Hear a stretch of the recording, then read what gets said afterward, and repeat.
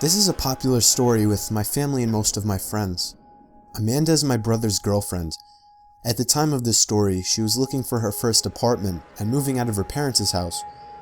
Her and my brother didn't want to move together since they'd only been dating for a few months.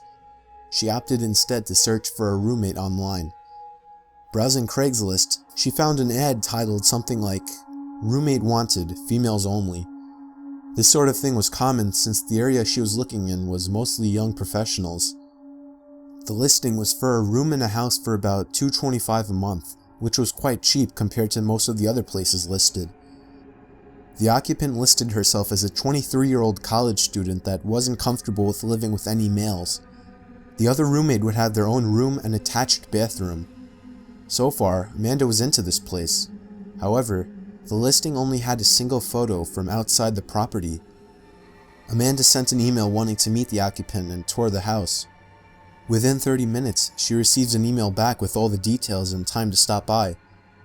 The girl worked late hours and wanted Amanda to stop by at 8 p.m. When Amanda arrives, there's a handwritten note on the front door saying, "Door broken, use back door." Walking around the house, it looks nice but slightly unkempt. Tall grass, weeds, dusty windows, etc. Still no alarms for Amanda though.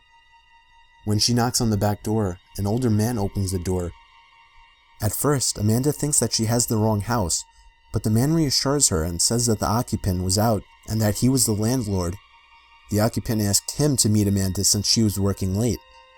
He seemed pleasant and offered to show her around. Alarms start going off but aren't at red alert yet.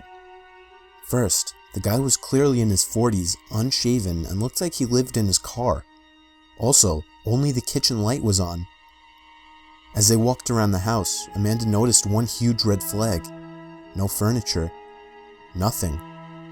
The landlord was polite about answering questions, but seemed irritable to keeping the lights on for too long, rushing her around and only letting her look at rooms for a few moments. There was a single room that the landlord wouldn't open, telling her that it was the occupant's room and he didn't want to invade her privacy. As they walk down the hall into the living room, she notices the front door has a plank nailed across it. Quote-unquote broken for sure. Amanda's creepometer is starting to ding, so she decides to wrap up the walkthrough and leave, but trying to be polite. As she's giving the guy her "thanks for the showing" bit, he perks up and states that he forgot to show her the basement. He claims it's recently furnished and would be a great rec room, and she should take a look down there. At the time, Amanda and the landlord are standing in the small hallway between the front living room and the back kitchen. In this little hallway was the basement door. When he opens the door, it opens outward to create something of a barrier between Amanda and the back door. The basement is pitch black. He smiles, motions down the stairs, and says, "Ladies first." What happens next is nothing more than a stroke of luck. Amanda gets a text just as some random person parks in front of the house. Thinking on her feet, she pretends it's a phone call and answers her phone. "Hey, yeah, are you here? I'll come out from around back and let you in. It's great, you have to see it." With a motion of confidence, she excuses herself around the landlord and walks out of the back door. She says the guy just looked at her like he was confused. Once outside, she sprinted to her car and sped like hell out of there. When Amanda got home, she told her mother and my brother everything. Cops were called. They took her statement and went to investigate. The Craigslist post had been removed. The house had been foreclosed over 6 months earlier. It was found out that the house had been foreclosed over 6 months earlier and the property had been abandoned. When the police investigated, they found that the closed room that the so-called landlord didn't want her to look in was where the man had been staying. There was a pile of old dirty blankets, rotten food, and empty gallon jugs everywhere. More creepy was he had plastered ripped up pages from porno magazines on all the walls in the room. The really scary part of this was the basement. The man had tied a thin piece of fishing twine at about shin level across the stairs about halfway down. The basement was empty except another pile of old blankets, a broom handle wrapped in leather belts, and a small box with a few rolls of assorted tape. I was up late looking for goalie equipment on Craigslist some night in the summer. I was only 14 and had no job, and therefore no money, so I had to find the cheapest deal possible. I didn't really care about the condition of anything. I came across an ad that seemed like a steal. The pictures showed the pads, blocker, glove, and stick. They were all in visibly good condition. It was only listed for $50. That seemed like an insane deal. I contacted the seller via text, and he asked me a few questions, one of which was how old I am. I responded 14, and he told me he's glad to hear that I'm dedicated at a young age. It didn't really seem weird to me what he said at the time, but now that I look back on it, I should have been wiser. I asked the seller for his address, but he instead asked me what town I'm from, and that he could just meet me somewhere walking distance from my house. I didn't know how I felt about this, but I really wanted that equipment. We agreed to meet in the parking lot of the mall, which is literally down the block from my house. I stood alone in the exact spot I described for a few minutes, until I heard somebody toot their horn. I noticed a white van parked away from all the other cars, and then I received a text saying that he was in the white van. I replied telling him to come out with the equipment, but he said it would be easier to do the transaction in the van. I had a really bad feeling about this and hightailed away from there. I ran down the block, and when I looked back, I saw the white van driving down the street behind me. Now there was someone in the passenger side as well. I didn't want to lead them to my house, so I cut into some random person's backyard and hopped over the fence. I was on the opposite side of the block now, hiding behind a bush. Within 20 seconds, the white van passed by and turned the next turn, vanishing from sight. It was safe to run back to my house now. My parents flipped shit on me when I told them about it. I didn't get the tag number or a good look at their faces, so all they could report was a suspicious white van. The Craigslist ad was taken down, so I couldn't show it to my parents. I thought it was over, but that night, I heard a vehicle engine running outside. I looked out my window down to the street and saw the white van sitting across the street, but as soon as I looked out the window, the van drove off down the road out of sight. I haven't seen it since. I don't know if they saw me or not, or if they somehow found my address. It makes me paranoid to this day. I was selling a dining room set on Craigslist.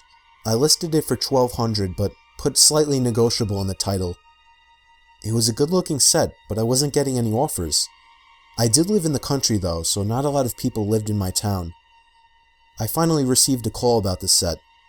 The man on the other end of the phone had a very shaky voice, and he sounded a bit off, but I can't really explain how. He wanted to check out the set to make an offer, so I gave him my address, and he said he would be over within the hour.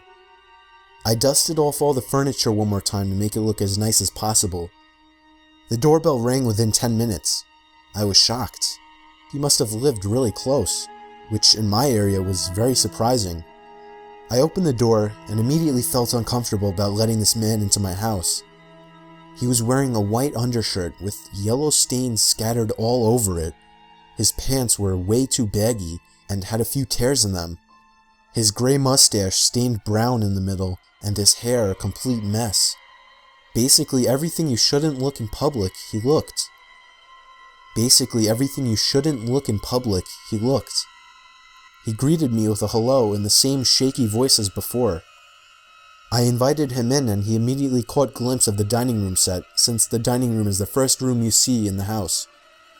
He began walking around really slowly, making weird sounds and making sure to feel every inch of every piece of furniture.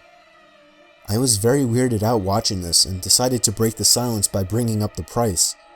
I reminded him that my asking price was $1,200, and then he stopped, looked up at me, and gave me the most unnerving smile I had ever seen. "How about $500? He asked me. I laughed a bit at the insane offer, almost thinking he was joking, but when his smile turned to an angry expression, I knew he wasn't. I apologized and told him that's much too low for me. The lowest I would be willing to go is $1,000. The man then started acting even weirder. He put his hands up to his head and started making strange noises again, pacing back and forth. He then looked at me with a look of anger and hatred. This man was not right in the head. I realized it just then and there, and I needed him out of my house. I apologized to him again and thanked him for coming, which was the most obvious way of me letting him know it was time for him to leave. But he didn't move. At this point, the stare he was giving me was obviously a stare of malice. This man was much bigger than me, and I didn't think I could take him in a fight. But then the man moved his hand to his back pocket, and I quickly assumed he was reaching for a gun. I ran upstairs to my bedroom to my closet, leaving the man alone in the dining room. In my closet, I grabbed my .45, loaded it, and took cover behind the wall, sneaking a peek into the dining room. The man was gone. I went back to my room and locked the door. I called the police and took cover behind my bed in the meantime. It felt like hours before I heard the police sirens outside my house. However, I stayed put behind my bed. For all I knew, that man was right outside my bedroom door. Thankfully, I hadn't locked the door, and I heard the police enter my house. I left the bedroom with my hands raised and showed them my ID. They had me wait outside while they continued their search. I sat there for probably 5 minutes before the 2 police officers stepped out of my house, with the man in handcuffs. They told me something disturbing. He was hiding in my pantry closet with a loaded gun. I feel it's only a miracle that the police weren't shot at, but the thing that still haunts me the most to this day was the look that man gave me through the window of the police car as it drove off. A look of malice and hatred, like the first thing he would plan to do after getting out of jail would be to come back for me. I'm still thinking about moving. I can't deal with the constant paranoia of that man coming back. All I can say that can be learned from this is to be very careful when giving your address to people from Craigslist.